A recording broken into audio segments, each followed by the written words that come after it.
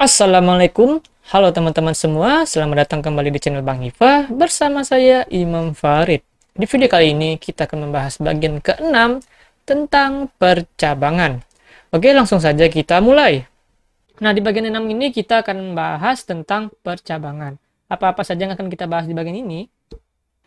Nah, di bagian ini kita akan membahas ada 4 hal, yaitu adalah percabangan tunggal if, terus percabangan dua kondisi if else, terus percabangan bersarang if else if, dan yang terakhir yaitu switch case. Nah, langsung aja kita mulai dari yang pertama. Ya, yang pertama itu adalah percabangan tunggal. Nah, percabangan tunggal if ini hanya memiliki satu kondisi dan akan dijalankan apabila terpenuhi. Nah, cara menggunakannya gimana gitu? Pertama kita bikin if dalam kurung kondisi atau instruksi ya. Terus tutup kurung, kasih kurung kurawal. Nah, dalam kurung kurawal ini kita bikin sebuah statement yang akan dijalankan apabila kondisi kita terpenuhi. Nah, oke. Sekarang kita coba jalankan atau kita buat sebuah if di dalam program kita. Gimana sih bikinnya gitu? Oke, kemarin kita sampai input ya. Sekarang kita bikin satu output baru. Oh, maaf. Kita bikin suatu package baru dengan nama percabangan. Nah, di dalam percabangan ini kita bikin kelas baru lagi dengan nama percabangan tunggal. Terus kita bikin PSVM. Apa masalah yang bisa kita gunakan untuk menggunakan if tunggal? Oke, mungkin kita bisa menggunakan if tunggal untuk mengecek apakah bilangan itu bernilai genap. Oke, boleh. Nah, sekarang kita coba buat pakai scanner lah ya, pakai inputan. Jadi kalau misalnya kita bikin 2, nanti bilangnya, oh dia ini angka genap misalnya. Atau kita bikin 3, ya ini bukan katanya. Oke, kita bikin seperti ini. Ingat bikinnya gimana ya teman-teman? Seperti ini. Scanner system.in. Nah, kemudian kita tampung dia. Kita bikin nilai lah. Input.next in. Oke. Nah, kita bikin if di sini. If nilai. Nah, kondisi ya, kondisi. Jadi kondisi di dalam ini tuh ya dia nilainya itu kalau nggak true ya false. Nah, tetapi di dalam if itu dijalankan apabila kondisinya terpenuhi, ya, terpenuhi, berarti harus true. Nah, jadi kalau misalnya nilainya itu bernilai genap, maka ya jalankan gitu. Nah, gimana sih bikin nilai genap gitu? Nah, ya kalau nilai itu genap kan berarti yang habis dibagi 2. Berarti kita bisa menggunakan modulus.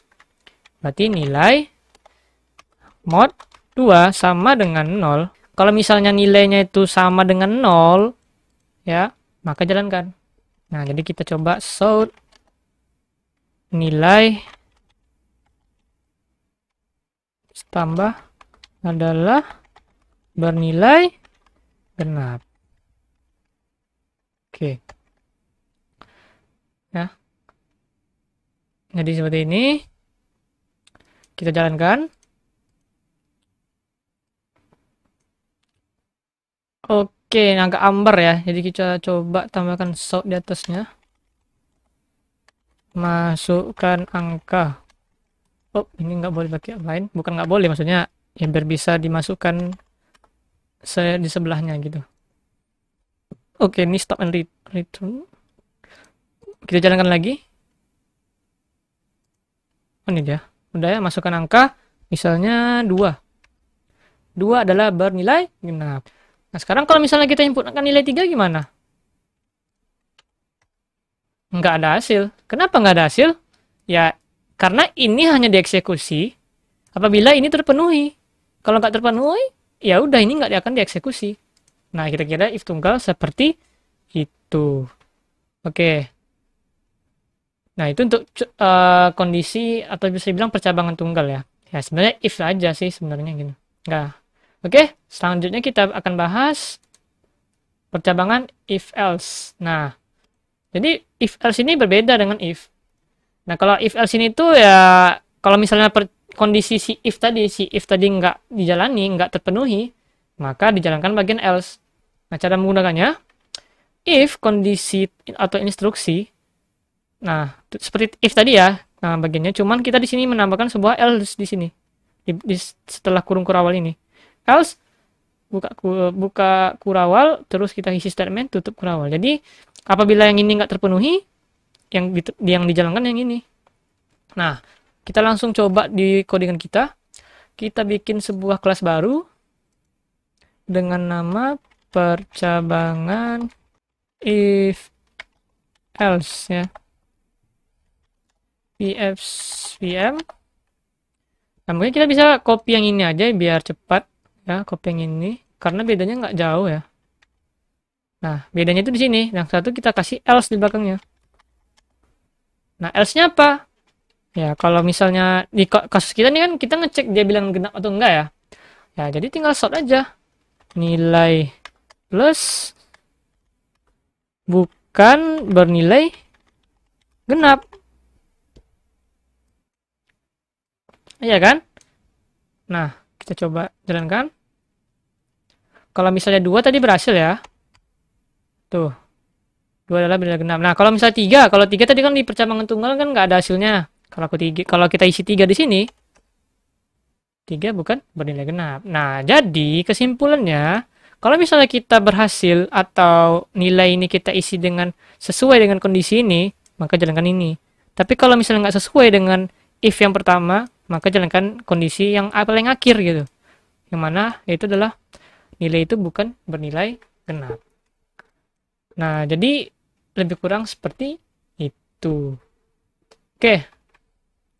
Ya, untuk if else itu seperti ini, sedangkan yang if tadi ya seperti ini. Cuman beda yang pakai if else itu kalau kondisi if-nya nggak terpenuhi, ya kita jalankan si else-nya. Nah, kira-kira seperti itu. Nah, kemudian kita masuk ke percabangan if else if. If else if, berarti gimana dong? Nah, jadi seperti ini. Nah, gimana sih dengan percabangan if else if ini? Nah, percabangan if else if ini merupakan pernyataan atau kondisi yang mana dia itu punya banyak pilihan atau bisa dibilang lebih dari satu. Nah, jadi kalau misalnya kondisi pertama si if ini nggak terpenuhi atau bisa dibilang false, ya kita jalankan kondisi kedua. Tapi kalau kondisi kedua itu juga tidak terpenuhi, kita jalankan kondisi ketiga. Kalau nggak terpenuhi juga nih kondisi ketiga, kita jalankan kondisi keempat. Atau kondisi keempat pun tidak terpenuhi, kondisi kelima kalau ada. Kalau nggak ada juga kondisi lima, maksudnya nggak terpenuhi juga nih. Ya, kalau misalnya nggak terpenuhi juga semua kondisi, ya kita gunakan else. Nah, jadi seperti itu. Nah, cara gunanya gimana? Ya gini, if statement, terus else, if lagi. Dan seharusnya ada tanda kurung sini, lupa saya nggak buat ya. Jadi as if kondisinya apa sama seperti ini, ya. Terus statementnya apa? Kalau nggak ada juga kita bikin else di ujungnya. Nah, oke, langsung aja kita coba di codingan kita.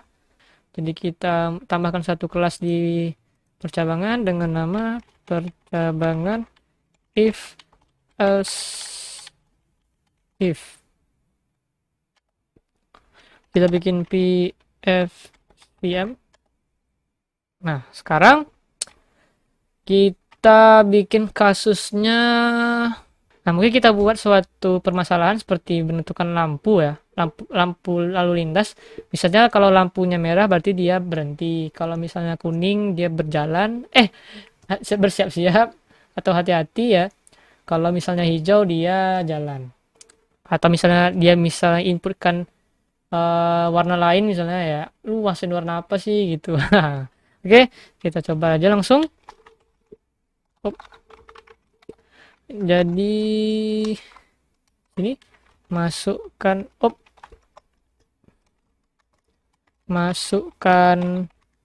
warna, terus kita buat oh ya, objek scannernya belum ya, scanner. Nah, sebenarnya kita nggak langsung perlu bikin import gitu. Kalau di IDE itu pas kita bikin scanner ya, dia udah auto import. Nah, ini coba kita hapus ya. Nah, kita hapus ini. Ketika kita bikinkan scanner, itu udah auto import tuh. Pas enternya udah auto import. Nah, tapi kalau misalnya kita hapus, terus jumpa error kayak gini, teman-teman bisa alt enter aja si scanner ini, terus import clause-nya. Nah, itu. Oke. Nah, oke, kita coba inputkan scanner input new scanner system.in. Nah, sekarang kita masukkan warna, string warna, sama dengan input dot next ya. Karena warna itu cuma satu kata, ya pakai next saja. Oke, baru kita pakai kondisi if ya. Warna sama dengan merah misalnya. Shout berhenti. Nah, jadi pakai else if gimana? Gini, else if. Nah, terus buka kurung tutup kurung, warna sama dengan kuning. Shout hati-hati misalnya, atau bersiap lah ya, biar bagus. Siap. Terus else if warna sama dengan hijau.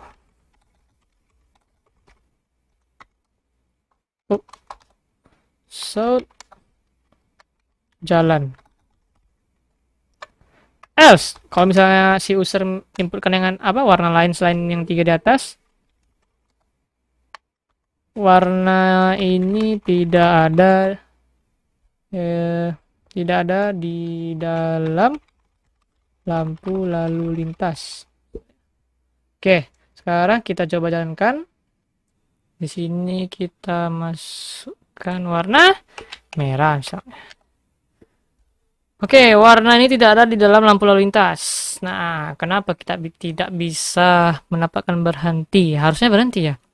Karena tanda ini tidak bisa membandingkan string dengan string. Nah, untuk kita bisa membandingkan string dengan string, ya kita harus menggunakan equals.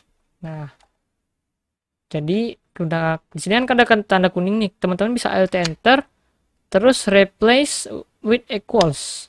Nah, seperti ini. Ya. Tapi ya kalau untuk belajarnya sih teman-teman bisa hapus ini. Terus di warna ini dot equals enter, terus bikin di dalamnya dalam kurung kuning misalnya. Sama untuk yang hijau juga. Terus equals kutip 2 hijau. Nah, seperti itu. Oke, sekarang kita jalankan. Kalau misalnya pakai sama dengan tadi nggak bisa ya, guys. Nah, kita harus pakai yang equals supaya bisa membandingkan string. Merah. Tuh, berhenti. Nah, kalau misalnya kita jalankan, misalnya kuning. Bersiap. Terus juga misalnya kita masukkan warna hijau. Jalan. Kalau misalnya kita masukkan warna biru. Warna ini tidak ada dalam lampu. Warna ini tidak ada dalam lampu lalu lintas. Oke, sudah berhasil. Cuman sini ada beberapa tambahan sih ya. Kalau misalnya user ini bukan awal-awalnya huruf besar gimana? Ya di sini kan merahnya huruf kecil nih. M. Ingat kalau M ya. Nah, kita coba misalnya merah M besar. Warna ini tidak ada. Nah, kenapa seperti itu? Karena ingat dia case sensitif, jadi M ini kan besar nih, jadi dia beda gitu. M besar sama M kecil itu beda. Jadi gimana supaya sama? Nggak mungkin lah saya bikin else if itu yang satu merah yang kecil, terus satu lagi yang merah yang besar gitu kan. Ya, itu kan meribetkan gitu. Ya, sebenarnya ada di dalam equals ini kita ganti seperti ini. Equals ignore case. Nah, jadi kalau misalnya orang itu memasukkan apa?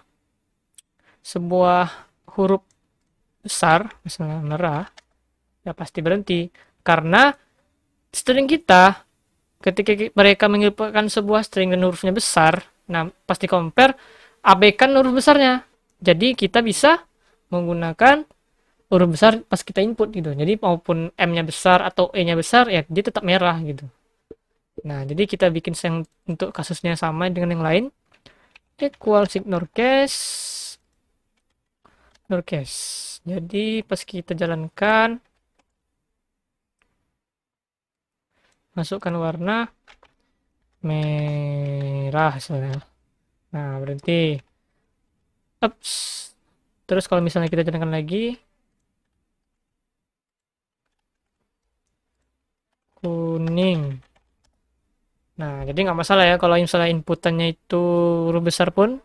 Nah, jadi nggak masalah lah kalau misalnya inputan kita tuh Q-nya K-nya besar, ya dia nggak masalah.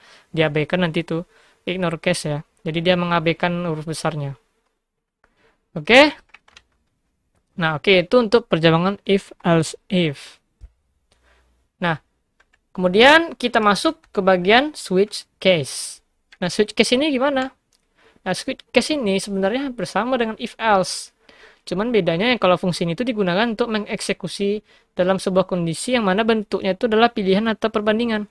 Misalnya gini, kalau kamu mencet angka 1, pilih nomor 1 misalnya, kejadiannya ini gitu. Kalau mau milih nomor 2, kejadiannya ini gitu. Kalau milih nomor 3, gini gitu. Nah, jadi gitu. Nah, cara menggunakannya gimana? Cara menggunakannya gini, switch dalam kurung pembanding ya. Maksudnya apa sih mau dibandingkan sama kondisi-kondisi yang lain nanti, misalnya switch angka gitu. Nah, terus case. Nah, case, nah spasi dalamnya kondisinya, maksudnya kondisi itu seperti ini, misalnya kondisinya 1 atau kondisinya itu 3 atau kondisinya itu 10 atau kondisinya ini gitu. Ya, jalankan statementnya. Terus break ini ya dia itu menandakan kalau kalau misalnya ini terpenuhi, ya jangan jalankan lagi switchnya. Nah, jadi gitu. Misalnya kayak ya udah kalau udah sudah dieksekusi atau sudah tereksekusi yang case ini, yang kondisi lain jangan dijalanin gitu. Nah, jadi gitu. Nah, kemudian nanti kalau misalnya case kondisi ini nggak terpenuhi ini, ya dia nggak bakal ngecek kondisi ini. Nggak juga nanti ke bawah terus sampai ke default. Nah, else-nya kalau di switch case itu gitu, ada defaultnya. Nah, jadi default itu sama fungsinya seperti else. Nah, kira-kira seperti itu. Oke, langsung aja kita coba di dalam codingan kita. Kita bikin satu lagi kelas baru dengan nama switch case. Terus PSVM ya. Kemudian mungkin kita inputkan lagi ya. Apa ya kondisi yang bagusnya kalau ya gini lah. Kita buat sebuah scanner dulu supaya si user bisa input. Scanner input sama dengan new scanner system.in. Nah, oke, di sini kita akan menggunakan studi kasus untuk switch case itu kalau misalnya kita pilih satu, maka dia masuk jurusan informatika. Kalau dia misalnya milih 2, dia masuk jurusan teknik industri misalnya. Dan jurusan 3, dia masuk jurusan matematika dan ya jurusan lah gitu ya. Nah, jadi kita bikin dulu sort. Nah, jadi caranya itu kita bikin dulu sort. Pilih jurusanmu misalnya. Jadi kita enter di sini /n 1 teknik informatika. Oh, nggak usah pilih apa jurusanmu lah ya. Apa jurusanmu gitu ya. Terus 1 teknik informatika, 2 teknik industri, 3 misalnya teknik elektro, 4 mungkin sistem informasi misalnya. Nah, di sini kita bisa menggunakan switch case, tapi sebelum itu kita input dulu. Kita terima inputan dari user. Nah, caranya ingat, kita buat, karena kita ini milih sebuah angka, maka kan kita menggunakan integer. Jadi, integer pilihan sama dengan input dot next in, karena ada integer. Nah, di sini baru kita bisa pilih switch case. Tapi cara bikinnya pertama itu switch. Nah, jadi apa dalamnya yaitu pilihan. Nah, setelah itu kita kasih kurung kerawa seperti ini. Nah, barulah kita buat case-nya. Case yang pertama, kalau pilihannya satu, kalau case pilihannya satu, apa yang kita lakukan? Maka kita sort teknik informatika. Nah, kalau misalnya masih ada statement lagi, kita bisa enter sampai bawah, dan apabila telah selesai, kita tutup dengan break. Nah, kita enter. Lalu selanjutnya case 2. Apa isinya? Kita isi, kalau nggak salah tadi teknik industri, maka teknik industri. Mungkin kalau enaknya kita pakai udah gini aja sih, nggak masalah. Nah, terus break S3 short teknik apa ya tadi ya? Teknik elektro. Break case 4 short teknik industri. Break. Nah, default kita isi dengan apa? Tidak ada jurusan misalnya. Ya, jadi tidak ada jurusan, kita bikin break. Nah, sekarang kita sudah berhasil membuat sebuah switch case yang mana kalau misalnya kita pilih, ya, jadi kita misalnya menginputkan satu, maka keluarnya itu adalah teknik informatika. Kalau misalnya kita pilih 2, keluarnya teknik industri, dan begitu seterusnya. Nah, kalau misalnya kita tidak memilih dari salah satu, misalnya mungkin kita tambah sih lagi option satu lagi. Oh, sorry, di sini enter. Dan kita pilih 5 jika nggak usah sih. Ini kalau misalnya di luar dari ini, maka dia bakal mengeksekusi yang ini. Nah, sekarang kita coba sih apakah itu benar apa tidak. Nah, apa jurusanmu? Oke, seharusnya kita, kalau tadi ada yang saya kurang itu ini pilihan misalnya gitu kan. Dan sini jangan ln. /n. Nah, seperti itu. Terus kita run kan.